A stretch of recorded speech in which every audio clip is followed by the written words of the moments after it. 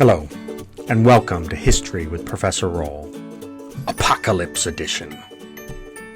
As we all know, the university has made the decision to move all classroom instruction online for the coming weeks. And this video serves as an introduction to how we're going to reconfigure the course to adjust to these unexpected circumstances. Because I'm having to do this for all of my current courses, I've decided to make this video once and to use it for both History 153, Borderlands and World History, and History 262, Early Medieval Worlds. Now, the fine details of how each course is going to be affected will differ, but the same general approach is taken with both courses. And we'll all be using the same sets of digital tools as we adjust over the next few weeks. Our major focus of this video is to introduce you to these tools and to explain how they're going to be used in our course. And we'll get to that in just a few minutes. First, I'd like to very briefly address the reason for these changes, COVID-19, commonly called the coronavirus. Now, there's a lot of talk in the professional media and on social media about this virus, ranging from panic to dismissal, with all sorts of conspiracy theories at both ends. Let me say that this is almost certainly not a conspiracy in any way. It's definitely not a hoax, and it's absolutely something that we must take seriously, even if it's massively inconvenient and we're not seeing massive deaths. Now, at the same time, this is not a time for panic and irrational behavior, but it's a time for us to be careful and to watch our behaviors in order to protect ourselves and those around us.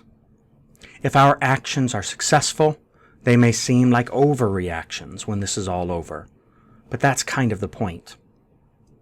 Now, we're aiming to slow the spread of this virus and to minimize how many cases there are at the same time, so that we can flatten the curve, so that our healthcare system isn't overloaded and everyone can receive the treatment that they need.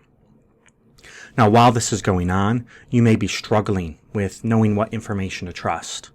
What's actually going on? How bad is it? And what should we be doing?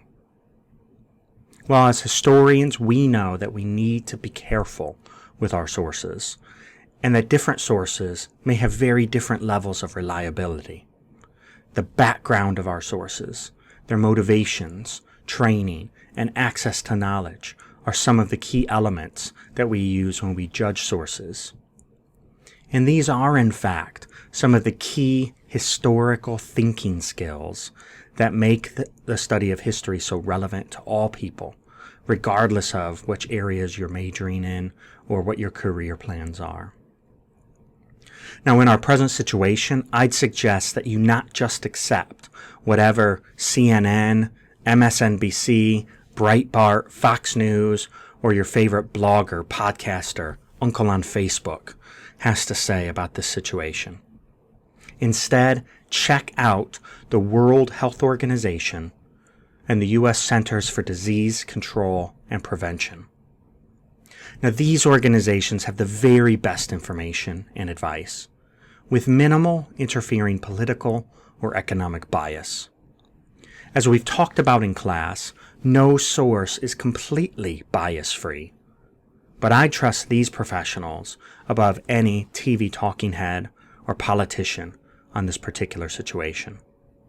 So, as we move forward, be careful.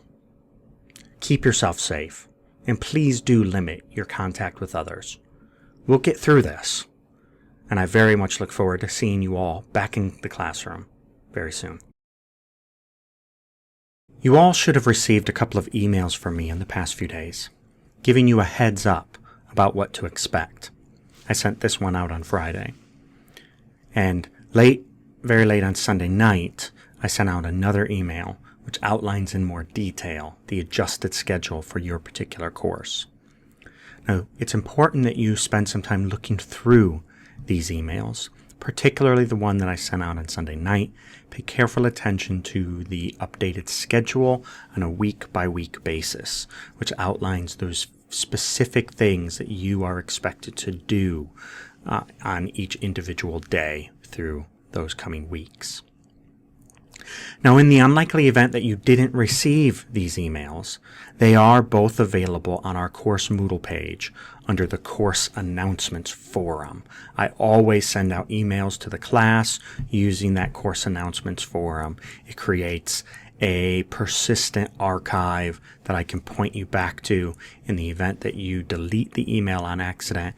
You can always go and see the most up-to-date course-wide announcements that I have sent out.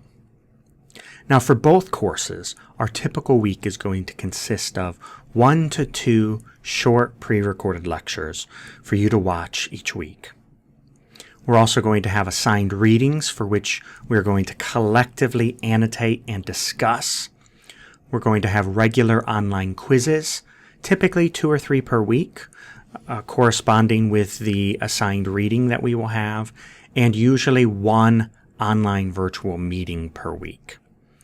Now, these various activities are going to require 3 separate digital tools or platforms. We're going to be using Moodle, we're going to be using Microsoft Teams, and we're going to be using the platform Parasol or Perusol. Now, Moodle has been and will remain our primary digital tool for this course. While you all may have varying experiences with Moodle, because some professors and departments here at Calvin haven't really used it much in the past, you all already have been using it for this course, using it to complete your online quizzes and to submit those paper assignments. Now, I've already been posting PDFs of lecture slides to Moodle, which have been organized by course week. And we're going to continue to do this. But instead of static PDFs from lectures that I've delivered in the classroom, these are going to be in the form of videos that pair me with any slides that I might have used in the classroom. Now, I'm going to process these videos through YouTube, and I'm going to link to them on Moodle so that you'll actually be viewing each lecture in YouTube rather than directly in Moodle. Now, one particular advantage of this is that YouTube will auto-create subtitles, closed captions, which are going to help you to make the video lectures more widely accessible. This means that if you have trouble understanding what I'm saying, you can check the transcript there to see what I'm saying. If you can only watch and you don't have the ability to actually listen for some reason, you can turn off the audio and watch the subtitles. Now, I do have some experience making these videos before, so here is just a short snippet of what one of these videos will look and sound like. They're now not tied together by the bonds of friendship anymore, and Rome enters its second civil war in a very short period of time. Ultimately, Caesar wins, Pompey is defeated and killed, and this then paves the way for the dictatorship of Julius Caesar. So Julius Caesar, once again, just like Sulla, he is granted a 10-year dictatorship for the purposes of restoring the Republic, but only 2 years into that dictatorship, he decides to declare himself dictator in perpetuo, or dictator forever. And if we remember back to what happened about 500 years previously, Lucius Iunius Brutus had overthrown the final king of Rome, made all Romans declare they would never again allow any man to be king over Rome.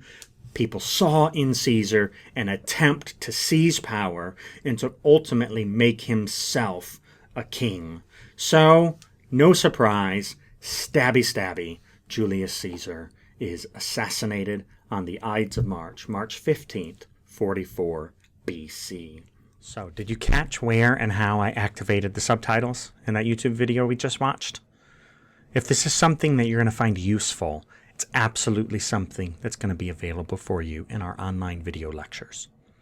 Now, I cannot guarantee 100% accuracy with the captions, but I'm really happy to help out any student who thinks that they need a more accurate transcript if that's something that you're going to need.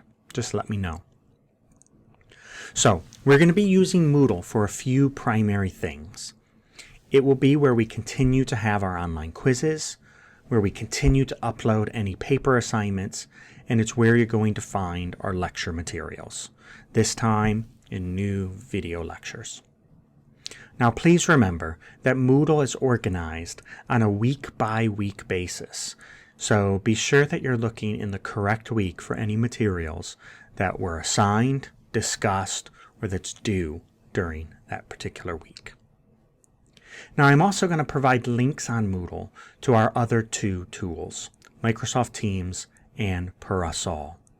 Now Microsoft Teams will be a standard tool that most of your courses are probably going to be using during the coming weeks.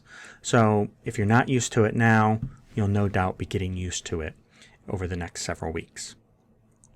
Now Microsoft Teams doesn't require any special software for you to install, and it should be accessible from any modern web browser on a desktop, laptop, or tablet computer, or on most modern mobile devices. Now here's what it looks like for me in the Chrome browser on my Mac. For most of you, the web version should work just fine, but you can also download and run Microsoft Teams from the desktop or mobile apps. Now some of your professors will use Microsoft Teams to deliver and record live lectures, to deliver and receive course assignments, and all sorts of other things. In our course, though, we will only use Microsoft Teams for live virtual meetings, and these will not be recorded. Now each virtual meeting will typically be scheduled, so we're going to have scheduled virtual meetings, and you'll have specific days, specific times when you're expected to attend one of these virtual meetings. These will be arranged in advance, and you'll each be sent an invite email with a code or a link that will take you straight out to the virtual meeting. Now I'm also going to post links to each of these scheduled virtual meetings on Moodle so that you can use that as your main access point and not have to rely on digging up that email invite. Importantly, our live virtual meetings will all be scheduled during our regularly scheduled classroom times. So that's from 11:30 to 12:20 p.m. Monday, Wednesday, and Friday for History 153, and from 1:30 to 2:20 p.m. Monday, Wednesday, Friday for History 262. Now I will also make myself available on Microsoft Teams for live text and or video chats during my regularly scheduled office hours, and those remain Mondays from 3:30 to 4:30 p.m. and Thursdays from 9 to 10 a.m. I should be live on Microsoft Teams during those times, and just go ahead, log in, send me a chat, send me a audio video meeting request, and we can go ahead and have that conversation. Now if you need to chat with me for some reason at any other time, just send me an email and we'll see if we can schedule a virtual meeting appointment that works for both of us. One final tool that I want to spend some time on in this video is Parasol, which is where I think we'll all be spending most of our time for this course. Now this is where we're going to complete our reading assignments and work together in a collaborative annotation and discussion of each of our reading assignments. Now you'll need to create an account on Parasol or log in with your existing Facebook, Google, or Twitter account. And a pro tip, you can choose sign in with Google and just use your existing Calvin account, which you may or may not have realized is actually a Google account itself. Now you'll also need to enroll in our course, and I've sent out individual course codes for both History 153 and History 262. I'll also have links straight out to each course Parasol page from our course Moodle. And if you can't figure out how to get access to our course, please do let me know ASAP.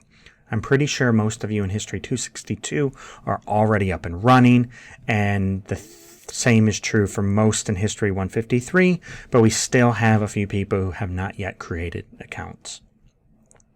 Now once you're in Parasol and you're into our course, you should see something like this.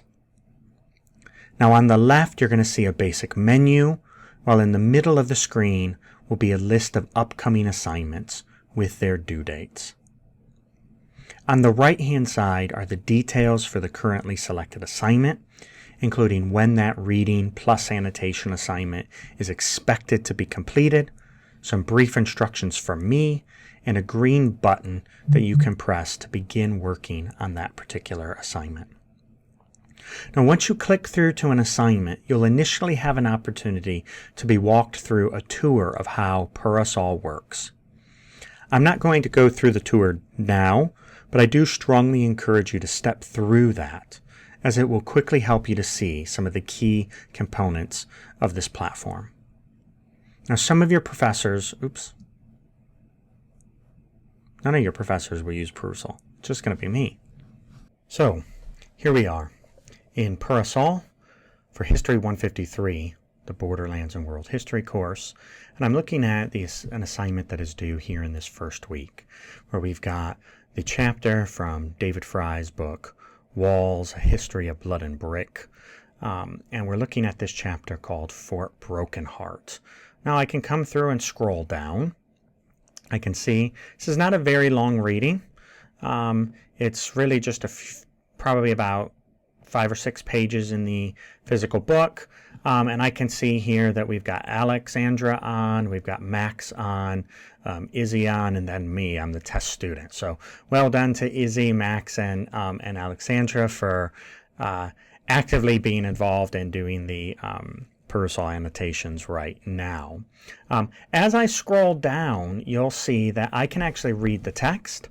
I can actually see that some things are highlighted already. And when I click onto this, I can then pull up a conversation. And I see here that Taylor had actually made an annotation. Going back, it makes sense why his reaction to meeting these people would be drastic, etc. So she's making a good annotation here. And I could, as a test student, decide I want to reply directly to Taylor's annotation. I could upvote her annotation and say, I really found that annotation helpful. So I can read through the text. I can see other people's annotations. So here's one from Max. Here's one again from Taylor. And as I go down, I can see all those annotations. And here we've got Alex and Taylor being involved in a conversation already, responding to each other. And that's part of the value of this system. So some students will find that in Parasol, as they're reading the text and as student after student after student gets involved with the annotation, that actually it starts to be full of all sorts of highlights. And that becomes difficult and confusing as you're trying to read. So a couple of key things that I think you might find quite helpful is to come up here to the very top of the Parasol window, and here you'll see that it's currently set to be all comments. It's going to show all comments. What I could do is I could say I only want to see right now anything that is only comments from the instructor. So when Professor Roll has made a comment, I want to see those while I'm reading. That way I can pay attention to the things he wants me to pay attention to. Or you might be the kind of student who you really just want to read through the text from beginning to end and then go back and think about any sort of annotations. You want to see what other students are saying about the text. So you could say, show me no comments at all. And now when I scroll down through the text, none of those highlights are bothering me. I don't see anything at all. And I can focus in on the text and my brain, my reaction to the text. So I might highlight here LaSalle's 1680 exploration, and then I want to give an annotation saying, who was LaSalle? What do we know about him? And I could, start saying all of the kind of annotations, anything that I want to say. This would be a question. This could be a comment. And in this case, once I've typed my text, you'll notice here it says it's not yet submitted. Press enter to submit. On my computer, I have to click the return or enter button, and then my annotation is now there. You'll notice that my annotation isn't showing up here. The reason for that is because I'm still on the no comments view. If I change it now to my comments, you'll see there's a highlight there, and I can see my conversation that includes that. So as I scroll down, I can continue to make those annotations. So other students will find that they really want to have their reading guided by other students' annotations, the comments and the questions. So you might want to actually put it on all annotations. And as you're going down, what you could do is you could say, I want to see all conversations. And I actually just want to jump from conversation to conversation. So here I'm seeing all of these annotations other students have made. Here I'm back to Taylor's annotation, and I can then just start moving from comment thread to thread. And if I see one that is of interest to me, I can go ahead and comment upon it. And let's say that I've read through this before. I already came through, I read the text, I made my own annotations, I looked at other people's conversations, but I come back a day later or 2 hours later, and a lot of other students have commented. What I could do is I can actually just move between those threads that I have not yet read. So you're just bouncing only to those that are unread threads. So again here, I can see Max found something really quite interesting, and Jared thinks that it's a great observation. These are the kinds of conversations that I'd like us to be making using this parasol. So other things that you might find useful here in parasol is because these are text documents, I can actually come here and I can actually search within the text. So let's say that I want to find something about Mesopotamia. I can actually click on the search, find Mesopotamia, and now here I'm finding all of those places in the entire book of David Fry's Wall's A History of Civilization and Blood and Brick, every single instance of the word Mesopotamia, and I can jump to those anywhere within the book itself. That's pretty cool. I can also do my own bookmarks, and these are for me as a student or a professor. They're bookmarks that only I see. I can also, in the text, I can create my own notes. So as I am reading the text, I can make my own notes. So let me jump to the chapter that we had here for today, Fort Broken Heart. And let's say that I have things I want to say about the text, but I don't want those to be done as annotations. They are not for my classmates to see. They are my personal reading notes. What I could do is I could highlight something. If I highlight, they're going to be current conversations. They're going to be annotations that the public are going to see, or the public being my classmates. But in this case, what I want to do is I'm going to write up my own notes. I'm going to say I've got some notes here, and I'll just call it, Fort Broken Heart. And I found this really interesting. I type up my notes. I'm ready. I've made some really great observations, things that are going to be useful for me in my studying.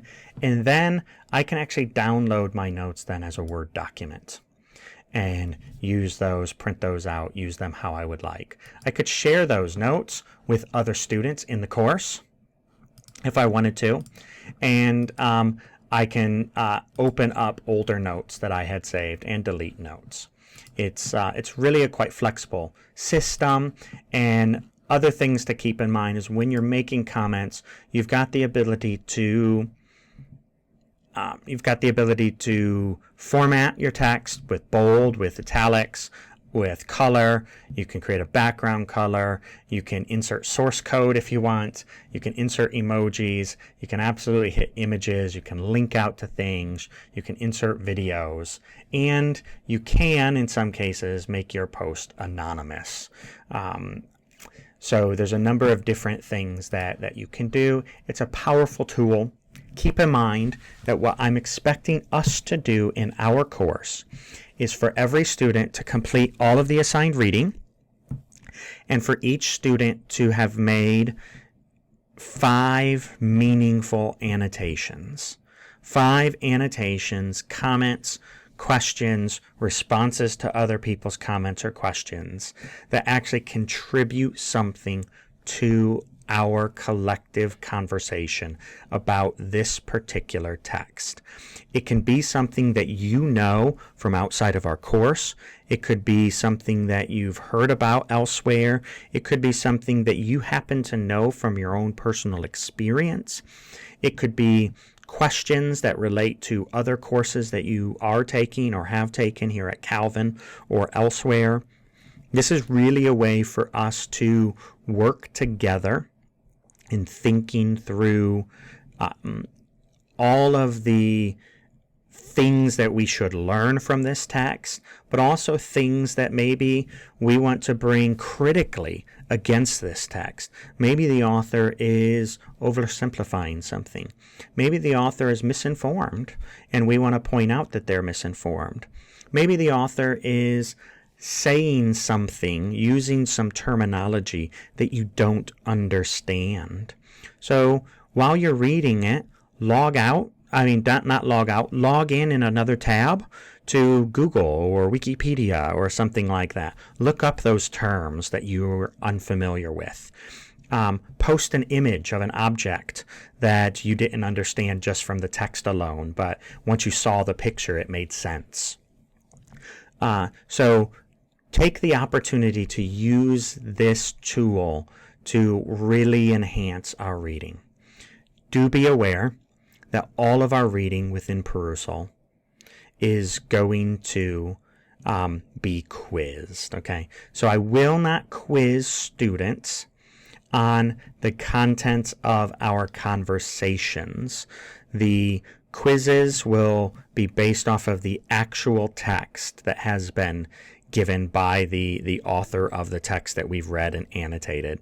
But completing your reading, whether you read in the physical hard copy of the book that you own or are renting, or you're reading it entirely online, do be sure that you log into Perusal, that you also make some annotations that relate to the text, be part of the conversation, and that will really enhance your ability to be able to answer the questions when the quiz time comes.